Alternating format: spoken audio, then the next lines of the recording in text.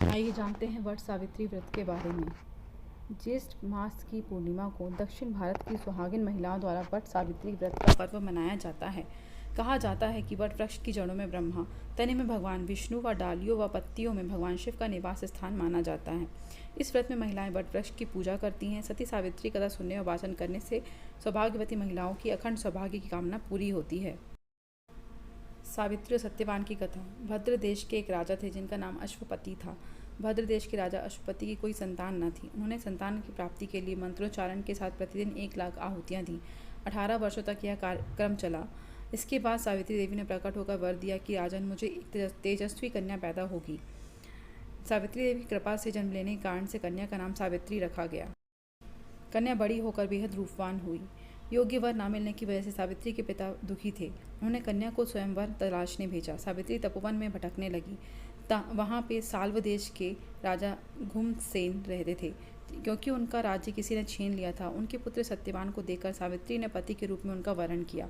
ऋषिराज नारद को जब यह बात पता चली तो वह अश्वपति के पास पहुंचे और कहा, हे राजन, यह क्या कर रहे हैं आप? सत्यवान गुणवान है, धर्मात्मा है और बलवान भी है, पर एक उसकी आयु बहुत छोटी है, वह अल्पायु है।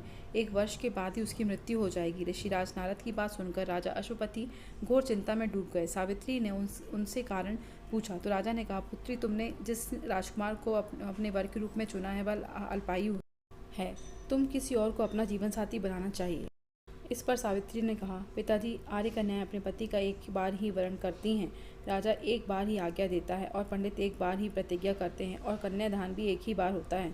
सावित्री हट करने लगी और बोली, मैं सत्यवान से ही विवाह करूंगी। राजा अश्वपति ने सावित्री का विवाह सत्यवान से कर दिया। सावित्री अपने ससुराल पहुंचते ही सास ससुर की सेवा करने लगी। समय बीतता चला गया। नारद मुनि ने सावित्री को पहले ही सत्यवान की मृत्यु के दिन बारे में बता दिया था। वह दिन जैसे जैसे करीब आने लगा, सावित्री अधीर होने लगी। उन्होंने 3 दिन पहले से ही उपवास शुरू कर दिया। नारद मुनि द्वारा कथित निश्चित तिथि पर पितरों का पूजन किया। हर दिन की तरह सत्यवान उस दिन भी लकड़ी काटने जंगल चले गए थे। साथ में सावित्री भी गई। जंगल में पहुंचकर सत्यवान लकड़ी काटने के लिए एक पेड़ पर चढ़ गए। तभी उसके सिर में तेज दर्द होने लगा। दर्द से व्याकुल सत्यवान पेड़ से नीचे उतर गए। सावित्री अपना भविष्य समझ गई। सत्यवान के सिर की गोद में रखकर सावित्री सत्यवान का सिर सहलाने लगी। तभी वहां यमराज आते दिखे।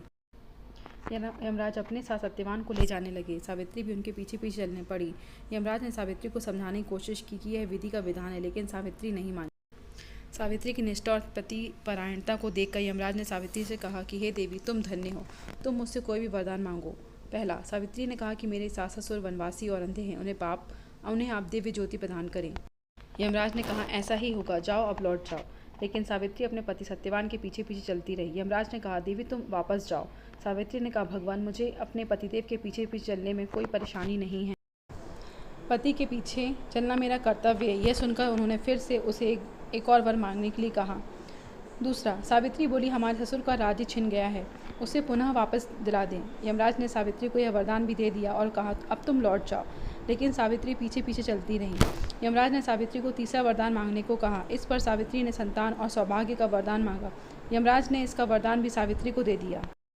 सावित्री ने यमराज से कहा कि हे प्रभु, मैं एक पतिव्रता पत्नी हूँ और आपने मुझे पुत्रवती होने का आशीर्वाद दिया है। यह सुनकर यमराज को सत्यवान के प्राण छोड़ने पड़े। यमराज अंतर्ध्यान हो गए और सावित्री उसी वट वृक्ष के पास आ गई जहाँ उसके पति का मृत शरीर पड़ा था। सत्यवान जीवित हो गया और दोनों खुशी खुशी अपने राज्य की ओर चल पड़े। माता पिता को दिव्य ज्योति प्राप्त हो गई। इस प्रकार सावित्री सत्यवान चिरकाल तक राज्य सुख भोगते रहे।